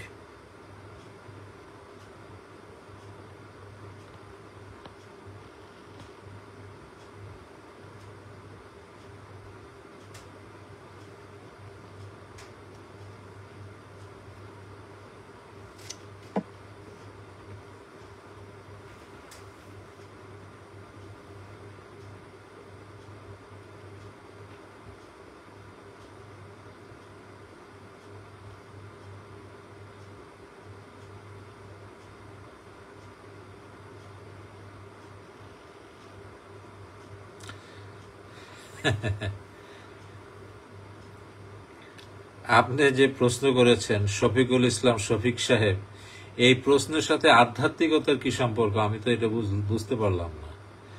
আপনি প্রশ্ন করেছেন যে আল্লাহর আদেশে আদম সৃষ্টি, তাও 70,000 পর্দার আড়ালে। ফেরেশতা যে আকৃতি দেখেছিল তার আকৃতি তৈরি করে আদম সৃষ্টি করেছে, তবে মা হাওয়াকে সৃষ্টি করেছে কোন রূপ দেখে? এইটা প্রশ্ন। এটা কোনো প্রশ্ন হইল? আমি তো এটা কোনো প্রশ্নই মধ্যে তো ফেলতে চাচ্ছি না, আমি কি উত্তর দেব আপনাকে?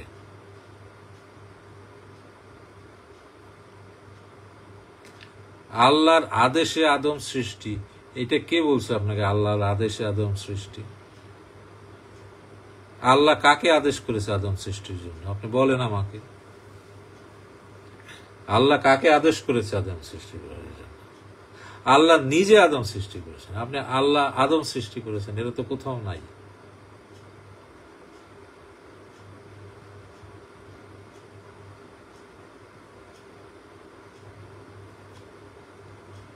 তারপরে আর লিখেছেন 70,000 পর্দার আড়ালে ফেরেশতা যে আকৃতি দেখেছিল। কোথায় আছে আপনার ফেরেশতা আল্লাহকে দেখেছিল?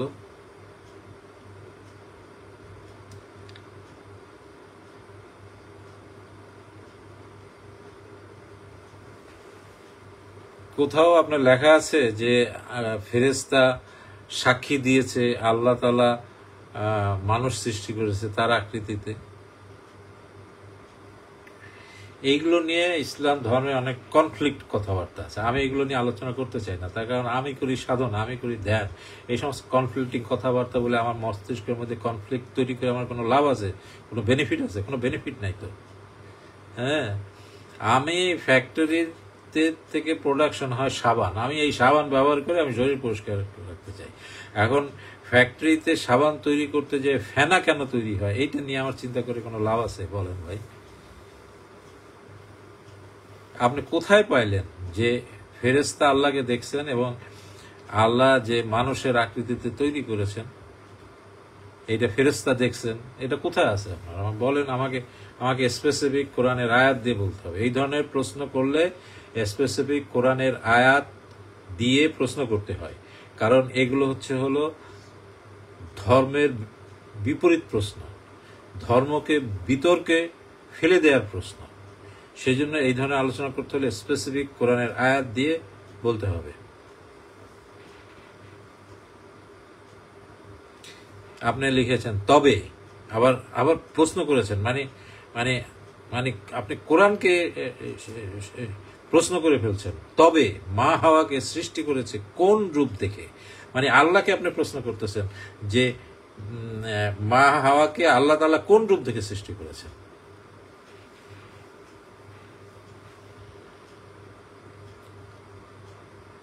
দেখুন, কোরআন শরীফে এটা আছে যে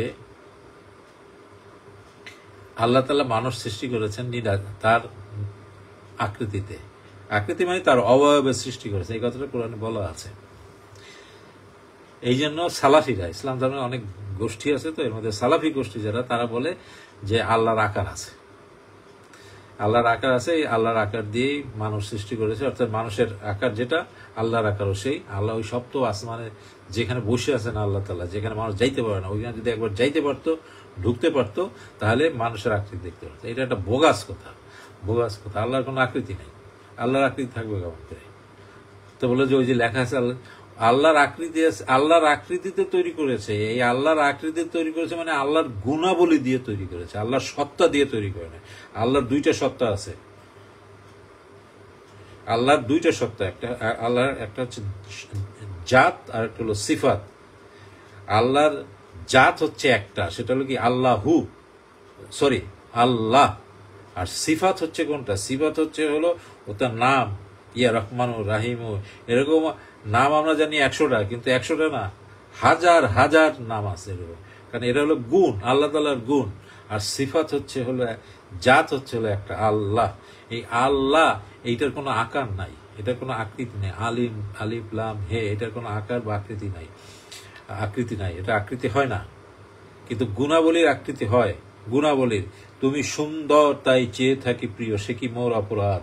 এই যে এটা হলো গুণাবলী, এটাই হলো সুন্দর। মানে আল্লাহ হচ্ছে সর্বসুন্দরের সুন্দর, সেই সুন্দর দিয়েই মানুষ তৈরি করা হয়েছে। এই জন্যই নজরুল গান গেয়ে গেছে, তুমি সুন্দর তাই চেয়ে তাই প্রিয়, সে কি মোর অপরাধ। সেই জন্য এখন আল্লাহ তালার সুন্দর সুন্দর বললে হবে না। আল্লাহ তালা সার্বজনীন একটা জিনিস। আল্লাহ তালা কি, এটা বোঝার সবচেয়ে সহজ উপায় হচ্ছে পানিতে ডুব দেন। আপনি পানিতে ডুব দেওয়ার পরে আপনার কি মনে হবে? আপনি কোথায় আছেন মনে হবে? মনে হবে না পানির মধ্যে আছেন? আর কিছু মনে হবে? আর কিছু মনে হবে?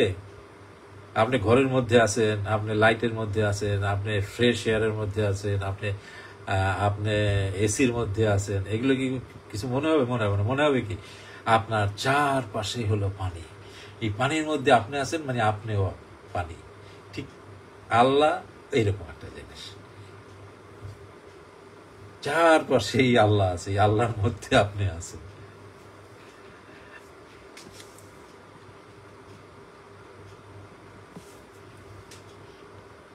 অনেকগুলো প্রশ্ন। সুমনা খন্দকার, ডক্টর সুমনা খন্দকার দেখছেন, আপনাকে অনেক ধন্যবাদ। রুগী ফেলায় রেখে এসে আপনি আমার এই ফেসবুক লাইভ দেখছেন। আপনার পেশেন্ট দেখা হচ্ছে না, তা আপনার ইনকাম কমে যাবে। তারপরে আপনাকে অনেক অনেক অনেক অনেক ধন্যবাদ। আরেকজন দেখছি আসমা ইসলাম, তিনি এখন হজে আছেন, হজ করছেন। হজে কি বৃষ্টি হয়েছিল নাকি গতকাল? যদি গতকাল বৃষ্টি হয়ে থাকে আর সেই বৃষ্টিতে যদি ভিজে থাকেন, তাহলে তো আপনি ভাগ্যবান। এবার একেবারে বিশাল ভাগ্য নিয়ে ফিরে আসবেন হজ থেকে।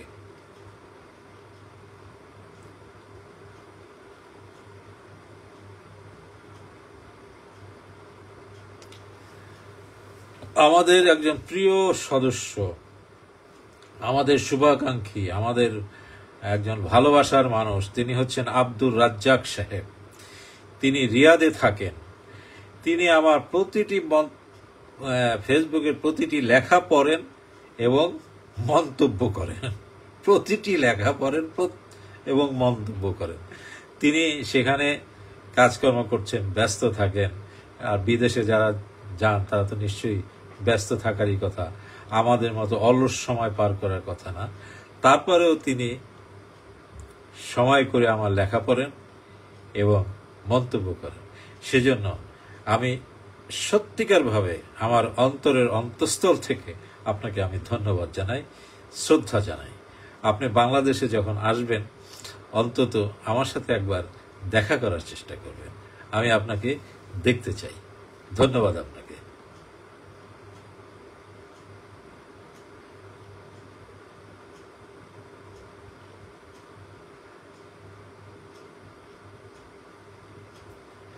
হাসান তারেক খান, আনমিউট করেন। কেন আনমিউট করব? কি হয়েছে?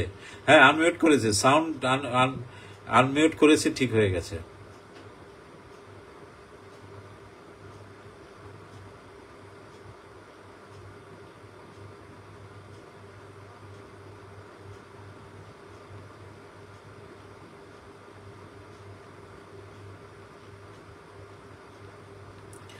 আর তো কোনো প্রশ্ন দেখছি না।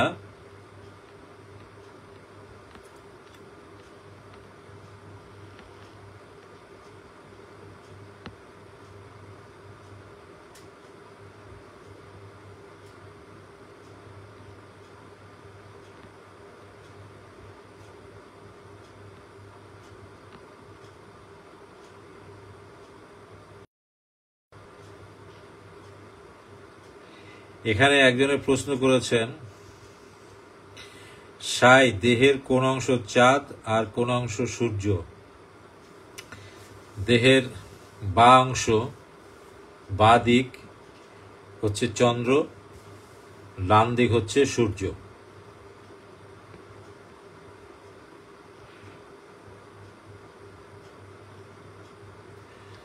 একটি প্রশ্ন এসেছে, এটা খুবই ভালো প্রশ্ন, যে মরার আগে মরে যাও, এই কথাটার অর্থ কি? মরার আগে মরে যাও, এটার অর্থ হচ্ছে যিনি প্রশ্ন করেছেন আমি তাকে এর উত্তর দিলে তিনিই বুঝবেন, আর কেউ বুঝবেন না। মরার আগে মরে যাওয়া মানে হচ্ছে হলো এই যে মিরপুরে যে হায়দার বাবা ছিলেন উনি হলেন মরার আগে মরে যাও। মানে দুনিয়াতে উনি আছেন, বেঁচে আছেন, কিন্তু দুনিয়ার সাথে ওনার কোনো সম্পর্ক নাই। এটাকেই বলে মরার আগে মরে যাওয়া। মানে শুধু জানটা আছে, রুহটা আছে, কিন্তু আর কোনো কর্ম দুনিয়ার সাথে নাই। খাওয়া দাওয়া, সংসার, ধর্ম, রাজনীতি, সমাজনীতি, অর্থনীতি, চিন্তা ভাবনা কিচ্ছু নাই। মানে সে দুনিয়ায় বিচরণ করছে, কিন্তু তার রুহটা চলে গেছে স্রষ্টার কাছে, স্রষ্টার সাথে তার কানেকশন হয়ে গেছে। সেই জন্য সে যা বলে সেইটাই হয়ে যায়, অর্থাৎ সে আল্লাহময় হয়ে গেছে। এটাকেই বলে মরার আগে মরে যাও। আর আমাদের ক্ষেত্রে মরার আগে মরে যাওয়া হচ্ছে হলো আমরা জীবিত আছি কি দিয়ে? শ্বাস প্রশ্বাস দিয়ে।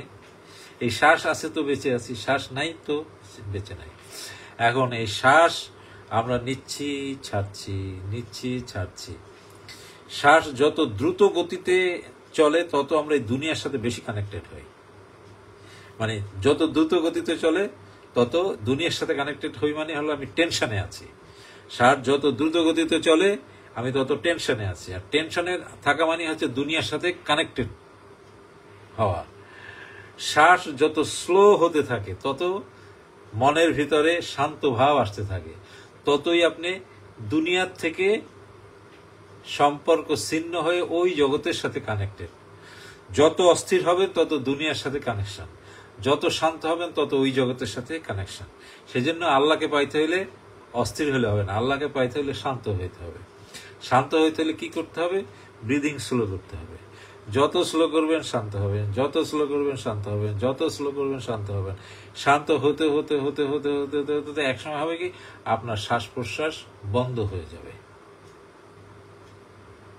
কিন্তু আপনি মরবেন না, বেঁচে থাকবেন।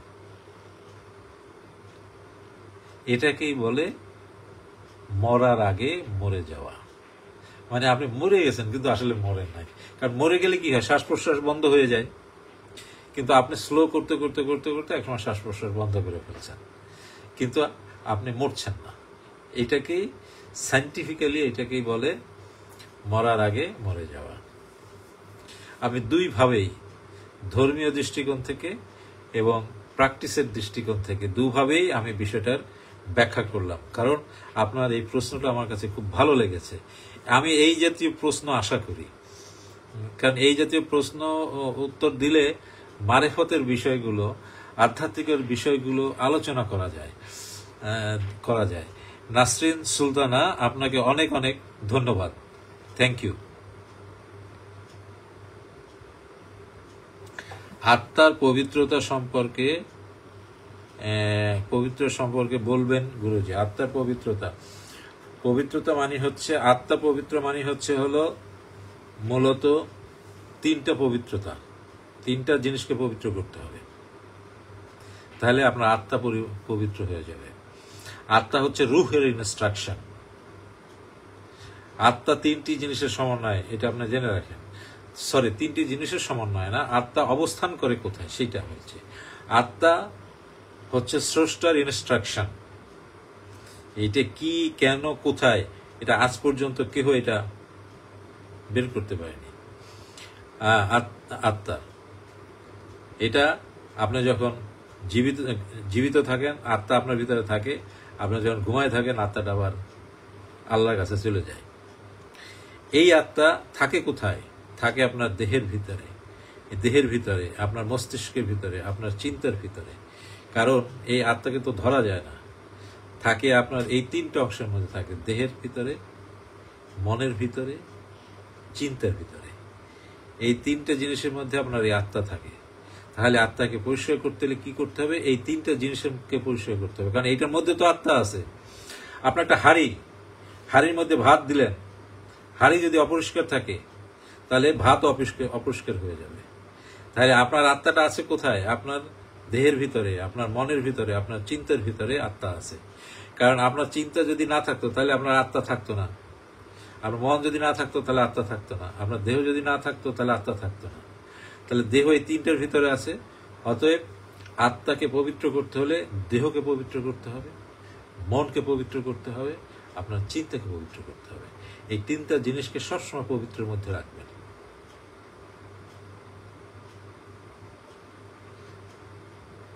আপনার চিন্তাকে পবিত্র করবেন কিভাবে? এক আল্লাহ বিশ্বাস করবেন।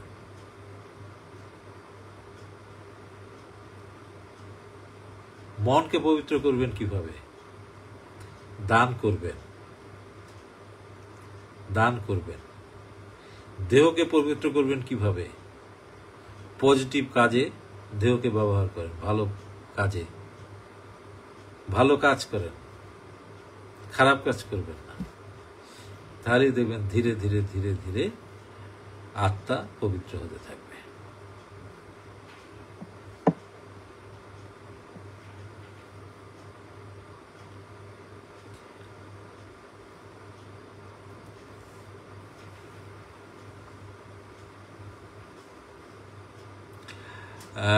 আব্দুর রাজ্জাক সাহেব, আপনি প্রশ্ন করেছেন কর্মফলের সম্পর্ক জানার ইচ্ছা, সব শিশুই নিষ্পাপ, তবুও ভেদাভেদ দেখি, মৌলিক মর্মভেদ বোঝার ইচ্ছা। সব শিশু নিষ্পাপ। 7 বছর পর্যন্ত শিশুরা নিষ্পাপ থাকে। 7 বছর পরে আস্তে আস্তে তার ভিতরে জাগতিক বিষয়গুলো ঢুকতে থাকে। কারণ শিশু যখন পৃথিবীতে আসে, সে কোথায় ছিল? সে ছিল তো আল্লাহর জগতে। আল্লাহর জগৎ থেকে মার পেটে আসছে, মার পেট থেকে পৃথিবীতে আসছে, তার মানে আল্লাহর জগৎ থেকে আসছে। এবং আল্লাহর জগতের তাসির ওই শিশুর মধ্যে থাকে 7 বছর পর্যন্ত, একেবারে 100% থাকে। তারপরে ওই তাসির কমতে থাকে আর জাগতিক হতে থাকে। এই জন্য 7 বছর পরে আল্লাহ তাআলা নামাজ ফরজ করে দিয়েছে বাচ্চার উপরে। কারণ ওই যে 7 বছর পরে শয়তানি করা শুরু করবে, দুনিয়ার সাথে কানেক্টেড হতে থাকবে আর দুষ্টমি করা শুরু করবে। এই জন্য 7 বছরের মাথায় তার প্রতি ইসলামিক রিচুয়ালগুলো দেওয়া হয়েছে, যাতে সে ভালো থাকার চেষ্টা করে। যত বয়স বাড়বে এইভাবে হতে হতে 18 হলেই তখন সে পূর্ণ অ্যাডাল্ট হয়ে যায়। অ্যাডাল্ট হয়ে গেলে তখন তার ভিতরে তখন এই দুনিয়ার সব কিছু চলে আসে। সেই জন্যই 18 বছরে পরেই তাকে অ্যাডাল্ট বলা হয়। কিন্তু এই ভেদাভেদ যেটা আছে, এটা আপনার কাছে ভেদাভেদ মনে হয়। এটা হলো সৃষ্টির রহস্য। আল্লাহ তাআলা এইভাবেই তৈরি করেছেন। একটা বাগানের মধ্যে জবা ফুল আছে, গাঁদা ফুল আছে, সাপ আছে, কুচে আছে, ব্যাঙ আছে, সবকিছুই থাকবে। আপনার যদি পৃথিবীতে যদি মৃত্যু না থাকতো, সবাই যদি পৃথিবীতে বেঁচে থাকতো, তাহলে মৃত্যু কি জিনিস এটা? তাহলে মৃত্যু কি, বেঁচে থাকার আনন্দটাই তার থাকতো না। এটা হলো আল্লাহ তাআলা বাগানকে সাজিয়েছেন তার মতো করে। আপনি যেটা দেখছেন সেইটা আপনি বলছেন, কিন্তু এর পিছনে কি আছে এটা তো আপনি জানেন না। যেমন ধরেন বন্যা হয়, যেমন নদী ভাঙে, দেখেন এক কুল ভাঙে আর এক কুল গড়ে, এক কুল ভাঙে আর এক কুল গড়ে, সেই জায়গাতেই আবার নতুন ফসল ফলে। এই যে কারণ, এই কারণ কেন, এটা তো স্রষ্টা জানেন, এটা দুনিয়ার কেউই জানেন না। ধন্যবাদ আপনাকে।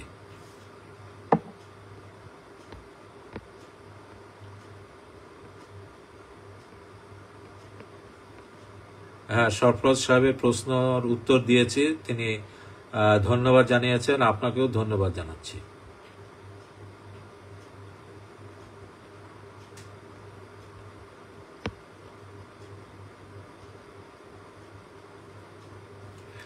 শ্বাস প্রশ্বাস স্লো ডাউন করার নিয়ম, এটা হাতে কলমে শেখাতে হয়, এটা থিওরিটিক্যালি শেখানো যায় না।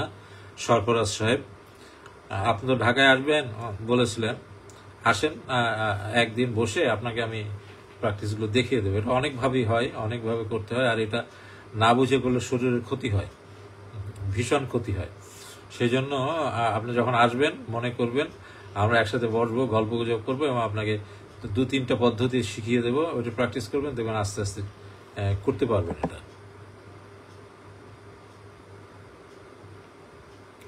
আসমা ইসলাম সৌদি আরব থেকে, উনি হজে গেছেন, ওখান থেকে আমাদের সাথে কানেক্টেড আছেন, আমাদেরকে শ্রদ্ধা এবং শুকরিয়া জানিয়েছেন। ধন্যবাদ আপনাকেও। আপনাকে হজে আপনাকে যে জিনিসগুলো করতে বলেছি ওগুলো বেশি বেশি করে করবেন।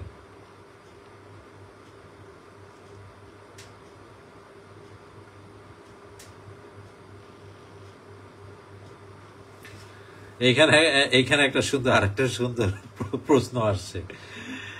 নাসরিন সুলতানা প্রশ্ন করেছেন, মৃত্যু যেটা হবে সেটার সাথে কি আগে থেকেই পরিচিত হওয়া দরকার না, যাতে মৃত্যুর সময় ভয় না পাই?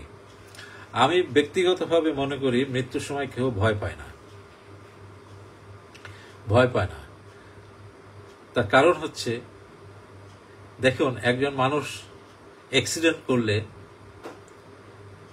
সে ভয় পায়, যে অ্যাক্সিডেন্ট করছে, সে অসুস্থ হয়ে পড়েছে, ভয় পায়। কিন্তু একজন মানুষ মৃত্যু পথযাত্রী, তাকে কি কখনো আহাজারি করতে শুনেছেন যে আমি এখন মারা যাব, আমি এখন মারা যাব, এই যে মারা যাচ্ছি? কখনো বলতে শোনেন না, আমি তো আজ পর্যন্ত বলতে শুনিনি। সেই জন্য আমার কাছে মনে হয় মানুষ যখন মৃত্যুর পথযাত্রী হয় সে আনন্দে থাকে, সে একটা স্বপ্নের মধ্যে থাকে, সে একটা ঘোরের মধ্যে থাকে। কারণ সে ক্ষুদ্র জগৎ থেকে সে স্রষ্টার বিশাল জগতে সে যাচ্ছেন।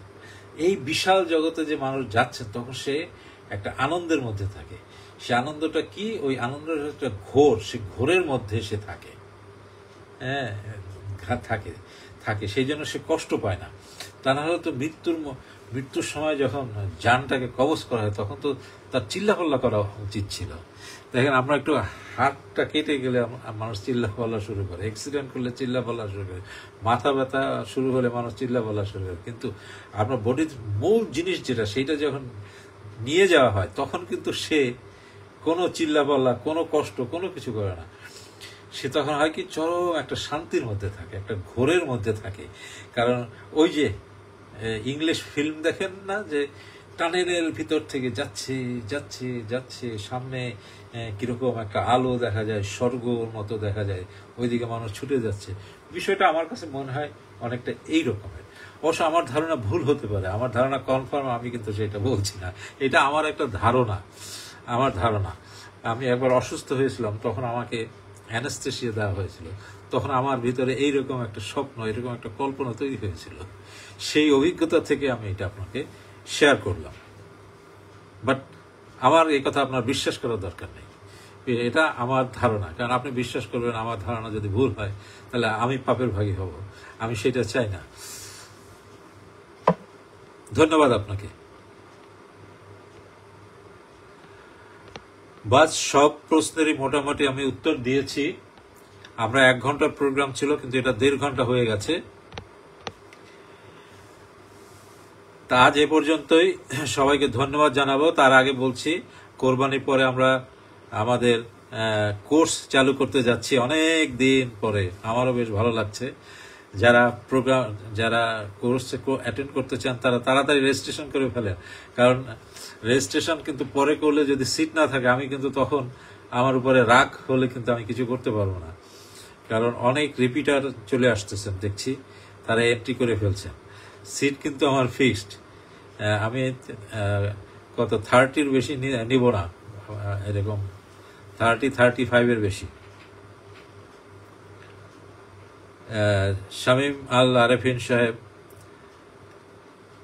ওয়ালাইকুম আসসালাম।